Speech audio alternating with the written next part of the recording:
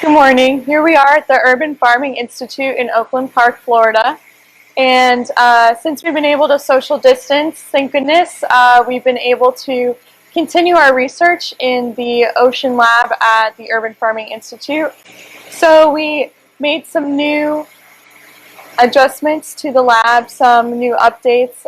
Some of the updates that we've made is this new airline, which allows us to supply an ample amount of air to all of our ocean tanks and cultures here.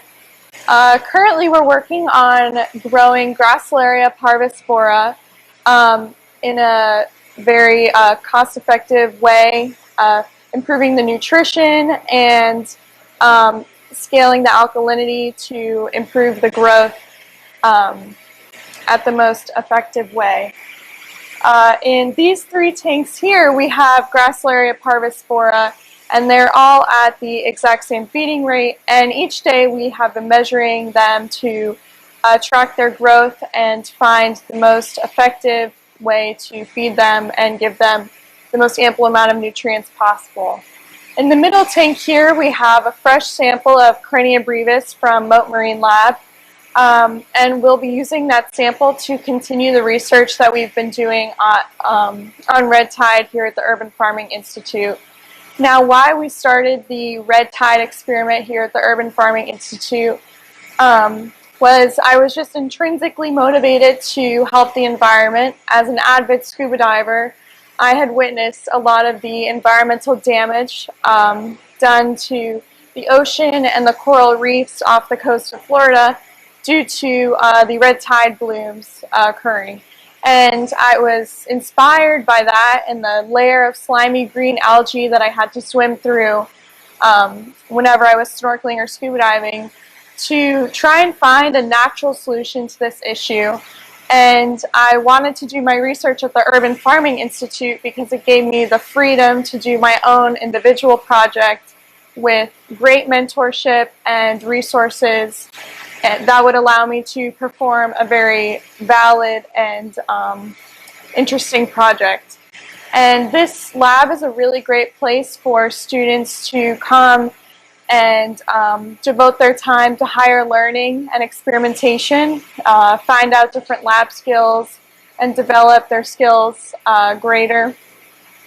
So here to start my project, and if a student wanted to start their project, I went in front of the committee with Mr. John Albee and Miss Katie Hendrickson at the Urban Farming Institute, and they vetted my project and my proposal and made sure that I was using statistically proven ways to run an experiment, and I had great background research and things like that, that my methodology was scientifically valid.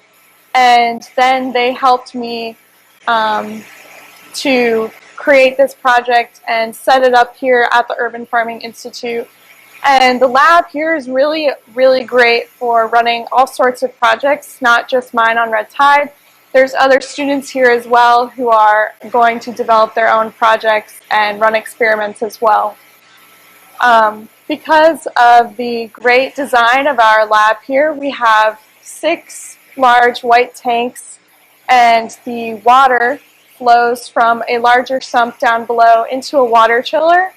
And the water chiller is able to keep the water at a pretty steady temperature. Even on hot summer days, it'll stay at about 77 degrees.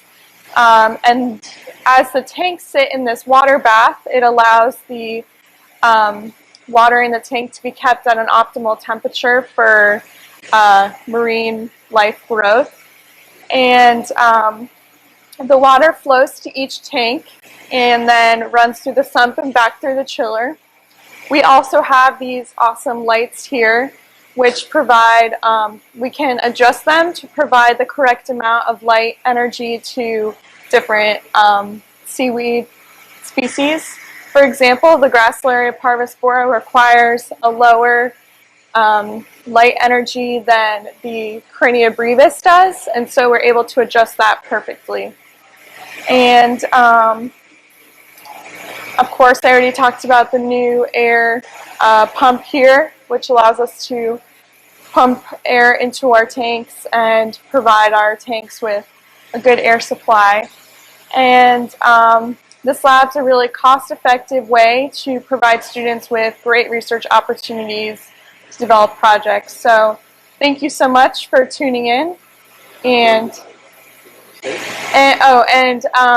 I'll be continuing my education. I just graduated from Pinecrest School, and I'll be continuing next year in the fall at Florida State University.